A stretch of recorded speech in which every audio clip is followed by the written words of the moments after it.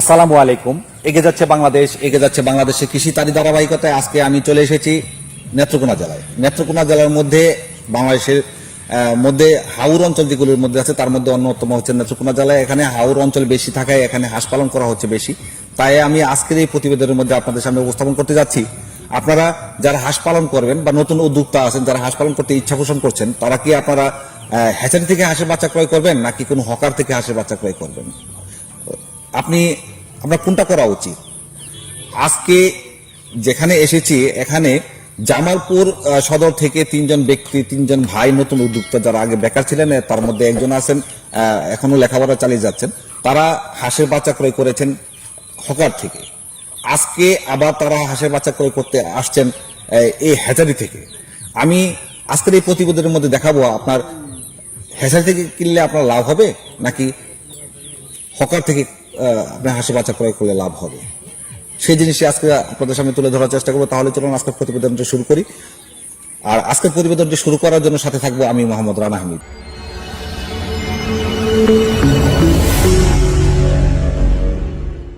আসসালামু আলাইকুম ভাই। ওয়ালাইকুম আসসালাম ভাই, আমার নাম মোহাম্মদ আশরাফুল ইসলাম। আপনার নাম? মোহাম্মদ আলামিন ইসলাম। আপনার নাম? মোহাম্মদ লাঞ্জু। আপনার কোন জায়গা থেকে আসছেন?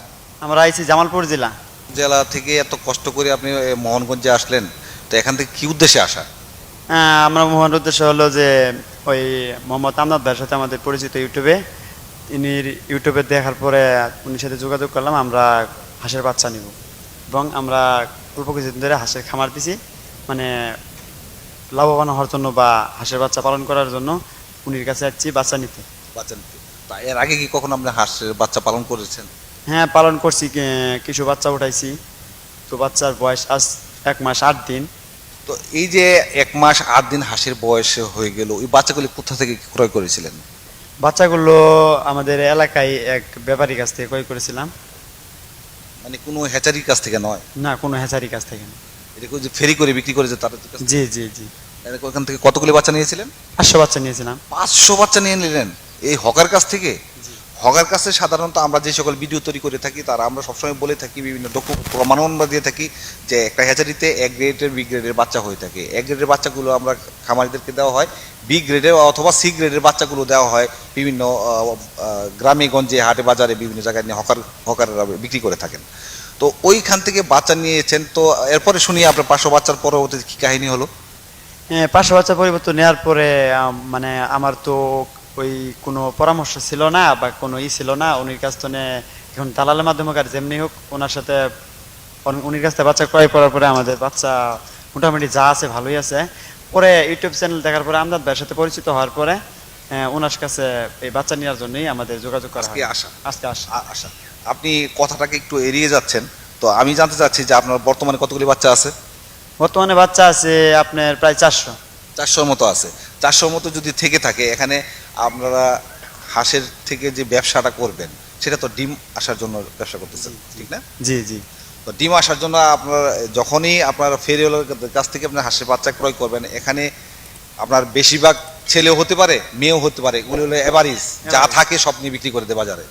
তো এখানে যদি আপনার 50% যদি আপনার ছেলে হয়ে থাকে, পুরুষ বা হাঁসা হয়ে থাকে, তো সেক্ষেত্রে আপনি কী করবেন? সেক্ষেত্রে এখন তাহলে আমার ওই হাঁসা যেগুলো ওগুলো বিক্রি করা লাগবে। তো এটাই আপনাকে করতে হবে। আপনারা যেহেতু ডিমের জন্য আপনি খামার দিয়েছিলেন, তো এখানে আপনার এভারেজ বাচ্চাগুলো ফেরিওয়ালারা বিক্রি করে থাকে। ওই বাচ্চা দিয়ে আপনার ডিমের হাঁস সম্পূর্ণরূপে হয়তো পালন করতে পারবেন না, কারণ হচ্ছে ওইখানে অনেকগুলো হাঁসা থাকবে।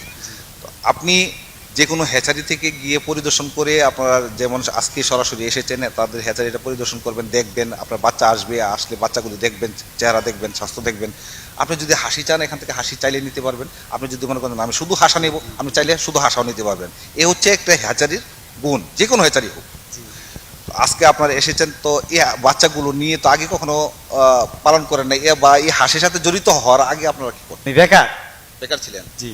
এখানে আপনি যে হাঁসগুলি ক্রয় করেছিলেন তাদের যে বিভিন্ন সমস্যা হয়েছিল, কিছু হাঁস মারা গেছে, এখন 400 মতো আছে, বাকি হাঁসগুলি মারা গেলে কেন এবং চিকিৎসা কোথা থেকে করছেন? আগে মনে করেন যে কোনো প্রশিক্ষণ ট্রেনিং ছিল না, তো এই কারণে হয়তো যে কোনো কারণবশত বাচ্চা মারা গেছে। পরে এই আমদাদ ভাইয়ের সাথে পরামর্শ নেবে এবং আমাদের এলাকায় পশু হাসপাতাল থেকে কিছু পরামর্শ নেওয়ার পর আর আমার একটা বাচ্চা কাটে না। একটা বাচ্চা কাটে নাই বলতে হচ্ছে একটা বাচ্চা মারা যায় নাই। যে একটা বাচ্চা মারা নেই। তখন কি আমজাদ ভাইয়ের কোনো পরামর্শ নিয়েছিলেন আপনি? জি জি। ওই বাচ্চাগুলো নিয়েছিলেন হকার থেকে, কিন্তু পরামর্শ নিয়েছেন আমজাদ ভাইয়ের কাছ থেকে। তো আমজাদ ভাই, আপনি ওনার হাঁসের বাচ্চার কি সমস্যা হয়েছিল, কি পরামর্শ দিয়েছিলেন আপনি? পরামর্শ দিয়েছিলাম ওনার বাচ্চারও কিছু সমস্যা ছিল, যে আমরা এক গ্রেডের বাচ্চাগুলো যে আমরা বিক্রি করি খামারিদের কাছ থেকে, আর যে বি গ্রেডের বাচ্চাগুলো ফকার দিয়ে বিক্রি করাই দিই। হ্যাঁ। এই বি গ্রেডের বাচ্চাগুলো ওনারা পাইছিল। আচ্ছা। আচ্ছা, পরে মনে করেন যে ফানির অনেকটা একটা রূপ দেখা দিয়েছিল, ফানির খাদ্য ঠিকই খাইছে, কিন্তু ফানিটা পাচ্ছে না বললাই ফানির অভাবে মনে হয় যে বাচ্চা মারা গেছে। আচ্ছা। পরে আমার একদিন ভিডিও কলে দেখাইলো যে ভাই এই ঘটনা। পরে আমি তাড়াতাড়ি আমার যে আমরা যেভাবে হাঁস পালন করি সেটাই আমি বলে দিছি ওনারা। এখন হাঁসগুলো সুস্থ আছে? যে এখন হাঁসগুলো ওনার সুস্থ আছে। আপনার হাঁসগুলি এখন কি অবস্থায় আছে? এখন মোটামুটি সুস্থ আছে। সুস্থ আছে, জি। তো এখন আজকে ওনারা কি হাঁসা নিতে আসছেন না হাসি নিবেন? না, হাসি নিবেন, শুধু এক গ্রেডের বাচ্চাগুলো আমি দিব। আমার সাথে কথা হয়েছে, ওনারা নিজে চোখে দেখে নিয়ে যাবে। চোখে দেখে নিয়ে গেল, কিন্তু যে হাঁসের বাচ্চাগুলো নিয়ে যাওয়ার পরে সেগুলো যদি পরামর্শ দরকার হয়, ওষুধপত্র আমি দরকার হয়, সারাক্ষণ আছি। যে আমার ভাই আমার আগে যে আরেকজনের কাছে বাচ্চা দিছিল, আমার জিজ্ঞাসা করছে ভাই কি করতাম, আমার যতটুকু কোলাইছে ততটুকু আমি ওনাকে হেল্প করছি। আর বাকি দিন যতদিন আমি বাঁচা থাকবো ততদিন আমি চেষ্টা চালাই যাবো। ওনার নাম্বারটি আমরা নিচে ডিসক্রিপশন বক্সে দিয়ে দিব, পাশাপাশি মোবাইল স্ক্রিনে ওনার নাম্বারটি পেয়ে যাবেন। সেখান থেকে যদি আপনারা চান তাহলে নিজে উদ্যোগে নিজেরা এসে দেখে শুনে বুঝে ওনার সাথে আলাপ আলোচনা করে আপনারা পরামর্শ করে, যদি আপনি হাঁসের মধ্যে নাই জানেন, নতুন উদ্যোক্তা হয়ে থাকেন, প্রবাস থেকে এসেছেন অথবা বাংলাদেশের একজন আছেন কিন্তু কোন কাজ করেন নাই, ওনাদের মতো বেকার ছিলেন, এখন শুরু করছেন হাঁসের খামার দিতে, তার কাছ থেকে আপনি চাইলে ট্রেনিংও করে নিতে পারেন। আজকের প্রতিবেদনের মধ্যে আমি জানাচ্ছিলাম আপনারা ট্রেনিং ছাড়া হাঁসের খামার দিয়েছেন এবং হ্যাচারি ছাড়া যদি আপনারা বাইরে হকার থেকে হাঁসের বাচ্চা নিলে কি সুবিধা হয় এবং অসুবিধা হয় সেই জিনিসটি আপনার সামনে তুলে ধরার চেষ্টা করেছি। পাশাপাশি তুলে ধরার চেষ্টা করেছি একজন হ্যাচারির মালিকের কাছ থেকে, আপনি বাংলাদেশের যে প্রান্ত থেকে হাঁসের বাচ্চা ক্রয় করেন না কেন, হ্যাচারির মালিকদের কাছ থেকে হাঁসের বাচ্চা ক্রয় করুন। তেমনিভাবে আমাদের আমজাদ ভাই আছেন, তাদের কাছ থেকেও যদি হাঁসের বাচ্চা ক্রয় করেন, আবারও বলছি আপনারা নিজেরা এসে দেখে শুনে ওনার কাছ থেকে দামাদামি করে ওনার কাছে হাঁসের বাচ্চা ক্রয় করে নিয়ে যান। এই ছিল আজকের মতো প্রতিবেদন। পরবর্তী প্রতিবেদন আবার এরকমই ধারাবাহিকভাবে নতুন কোনো নিত্য নতুন ভিডিও নিয়ে আপনাদের সামনে হাজির হব। সে পর্যন্ত আপনারা ভালো থাকুন, সুস্থ থাকুন। আল্লাহ হাফেজ।